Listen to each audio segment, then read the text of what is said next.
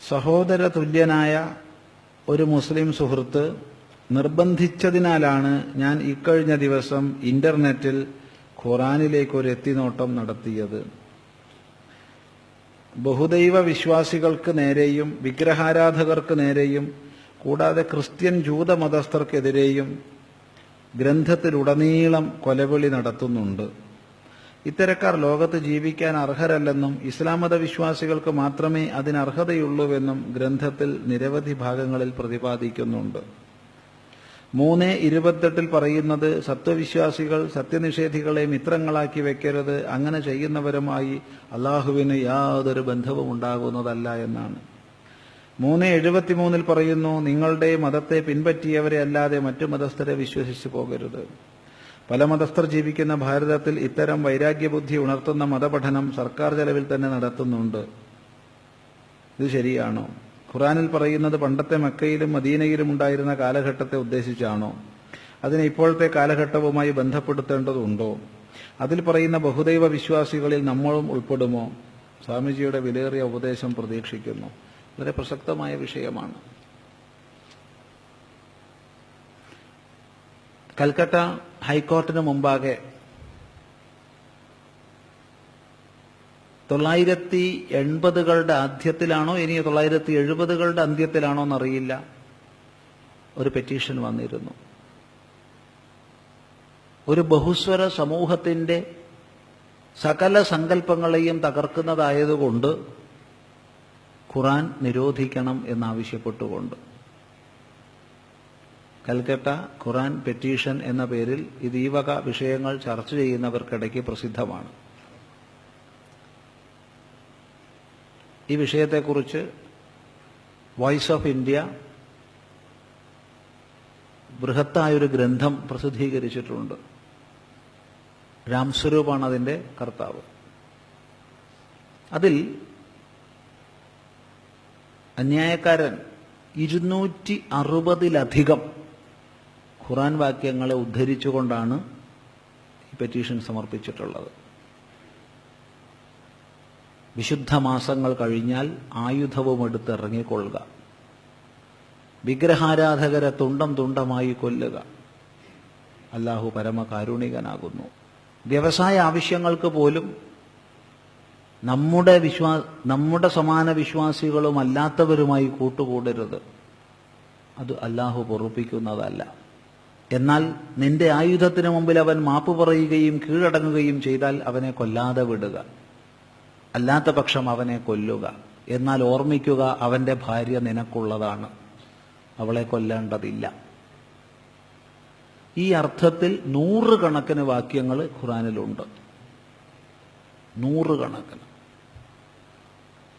ഇത് 2 വാക്യങ്ങൾ മാത്രമേ ഇവിടെ എഴുതിയിട്ടുള്ളൂ, 2 അല്ല, 100 കണക്കിനുണ്ട്. ഇത് മാത്രം ശരി, ഇതല്ലാതെ മറ്റൊന്നുമില്ല. ഇനി മറ്റൊരു വളരെ വളരെ ശ്രദ്ധേയമായൊരു വാക്യം ഖുർആനിലുള്ളത്, എന്നാൽ ഈ സത്യവിശ്വാസത്തിലേക്ക് വന്നവർക്ക് പ്രാധാന്യം ലഭിക്കുന്നത് വരെ നിങ്ങൾ ഇത് ചെയ്യരുതെന്നുണ്ട്. അതായത് ഭൂരിപക്ഷമാവുന്നത് വരെ നിങ്ങൾ ആയുധം എടുത്ത് പോകാൻ നിൽക്കരുത്, ഭൂരിപക്ഷമായി കഴിഞ്ഞാലേ ആയുധം എടുത്ത് നിൽക്കാൻ പാടുള്ളൂ എന്ന്. വളരെ ശ്രദ്ധേയമായ വാക്യമാണ്. ഇത്തരം വാക്യങ്ങൾ ഇന്നത്തെ കാലഘട്ടത്തിൽ വിശേഷിച്ചും അനേക വിശ്വാസങ്ങളും അനേകാചാരങ്ങളും ഒത്തൊരുമിച്ച് കഴിയേണ്ടുന്ന ലോകത്തിന്റെ നാശത്തിന് കാരണമായിക്കൊണ്ടിരിക്കുകയാണ്. ഇതാണ് ഇന്ന് ലോകം നേരിടുന്ന ഏറ്റവും വലിയ പ്രതിസന്ധി. ഒന്ന് നോക്കൂ, ലോക രാജ്യങ്ങളിലേക്ക് എവിടെയെങ്കിലും ശാന്തിയും സമാധാനമുണ്ടോ? എന്തിനെല്ലാം ഒരുങ്ങുന്നു. അമേരിക്കയിലോ യൂറോപ്പിലോ ഏതെങ്കിലും ആക്രമണങ്ങളോ മറ്റോ ഉണ്ടായാൽ അത് വലിയ വാർത്തയായിത്തീരും. ഉദാഹരണത്തിന്, അമേരിക്കയിൽ 2 പേര് ഇസ്ലാം ഭീകരന്മാരാൽ കൊല്ലപ്പെട്ടപ്പോഴത്തേക്ക് അത് വലിയ വാർത്തയായി. പക്ഷേ പ്രതിദിനം 1000-കണക്കിന് പേരാണ് ആഫ്രിക്കയിൽ കൊല്ലപ്പെടുന്നത്. അത് വലിയ വാർത്തയാവുന്നില്ല. ബോക്കോ ഹറാം തീവ്രവാദികൾ മാത്രമല്ല, അതുപോലെ പല ഗ്രൂപ്പുകളുണ്ട്. ഇവർക്കൊക്കെ ആശ്രയം ഖുർആൻ വാക്യങ്ങളാണ്. ഇങ്ങനെ നിഷ്കരുണം സഹജീവികളെ കൊന്നാൽ തങ്ങൾക്ക് സ്വർഗം കിട്ടുമെന്ന വിശ്വാസം രൂഢമായിരിക്കുകയാണ്. അത് ചെറുപ്പം തൊട്ട് അങ്ങോട്ട് ഫീഡ് ചെയ്തിരിക്കുകയാണ്. ഇവിടെയാണ് അഥവാ ഈ ഭീകരന്മാർ വിചാരിക്കുന്നതല്ല ഇസ്ലാമിന്റെ സന്ദേശമെങ്കിൽ, അഥവാ ഈ വാക്യാർത്ഥങ്ങളല്ല ഖുർആൻ വാക്യങ്ങളുടെ അർത്ഥമെങ്കിൽ, അതിനെ സമൂഹത്തിൽ ശുദ്ധമായി വ്യക്തമായി പഠിപ്പിക്കേണ്ടുന്ന ബാധ്യത ഇസ്ലാമിക വിദ്വാൻമാർക്കുള്ളതാണ്. അവരത് പഠിപ്പിച്ച് തെറ്റിദ്ധാരണ നീക്കണം. അതിനേറെ പേര് മെനക്കെടുന്നത് നാം കാണുന്നില്ല. മെനക്കെടുന്നവരെ കൊല്ലുകയും ചെയ്യുന്നു. മനുഷ്യസ്നേഹിയായ, നമ്മൾ ജീവിക്കുന്ന പ്രദേശത്തോട് കൂറു പുലർത്തണമെന്ന് തൻ്റെ അനുചരന്മാരെ പഠിപ്പിച്ചിരുന്ന ചേകന്നൂർ മൗലവിക്ക് വന്ന അവസ്ഥാവിശേഷം നാം മറന്നിട്ടില്ല. ഇതൊരു ചേകന്നൂർ മൗലവിയുടെ വിഷയമല്ല. എത്രയോ മനുഷ്യസ്നേഹികളായ നല്ല സൂഫി സമ്പ്രദായത്തെ പിൻപറ്റുന്ന മുസൽമാന്മാരുണ്ട്. അവരൊക്കെ വലിയ ഭീഷണിയെ നേരിടുകയാണിന്ന്. അതുകൊണ്ട് തന്നെ എന്താണ് ശുദ്ധമായ സന്ദേശമെന്ന് പ്രചരിപ്പിക്കേണ്ടത് ഇസ്ലാമിക വിദ്വാൻമാരുടെ കർത്തവ്യമാണ്.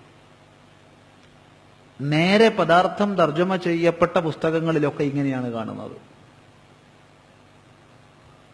ഇംഗ്ലീഷിലായാലും മലയാളത്തിലായാലും ഒക്കെ തന്നെ നമ്മൾ പരിശോധിച്ച പുസ്തകങ്ങളിലൊക്കെ, കാരണം ഇത്ര ഭീകരങ്ങളായ വാക്യങ്ങൾ കണ്ടപ്പോൾ പല ട്രാൻസ്ലേഷനുകൾ നോക്കി. ഇംഗ്ലീഷിൽ 1-2 നോക്കി, മലയാളത്തിൽ വ്യത്യസ്ത വിഭാഗങ്ങൾ പ്രസിദ്ധീകരിച്ച പുസ്തകങ്ങൾ നോക്കി. എല്ലാത്തിലും ഇത് തന്നെയാണ് പറയുന്നത്. അതുകൊണ്ട് വളരെ ചിന്തിക്കേണ്ടതാണ്. വാഗർത്ഥമല്ല, ലക്ഷ്യാർത്ഥമാണ് ഇവിടെ എടുക്കേണ്ടത് എങ്കിൽ ആ ലക്ഷ്യാർത്ഥം വിശദമാക്കേണ്ടത് ഇസ്ലാമിക വിദ്വാൻമാരാണ്. അല്ലാത്ത പക്ഷം ഭീകരവാദികൾ ഇതാണ് പ്രമാണമെന്ന് മനസ്സിലാക്കി ആയുധമെടുക്കും. അല്ലാത്തവർ ഇതാണല്ലോ അവർ പറയുന്നതെന്ന് ഭയപ്പെട്ടോ വിദ്വേഷപ്പെട്ടോ കഴിയുകയും ചെയ്യും. ഇത് ബഹുസ്വരമായൊരു സമൂഹത്തിന്റെ സന്തുലിതമായ ഭാവത്തിന്, സന്തോഷത്തോടുകൂടിയുള്ള സഹവർത്തിത്വത്തിന് തടസ്സമായി തീരും. ഏതായാലും വാച്യാർത്ഥമെടുത്താൽ അത്യപകടകരമാണെന്ന് മാത്രം പറയുന്നു. അതിൽ നിന്ന് ഭിന്നമായ അർത്ഥമാണെങ്കിൽ അത് ഇസ്ലാമിക വിദ്വാൻമാർ വ്യാഖ്യാനിക്കേണ്ടതാണെന്നും പറയുന്നു.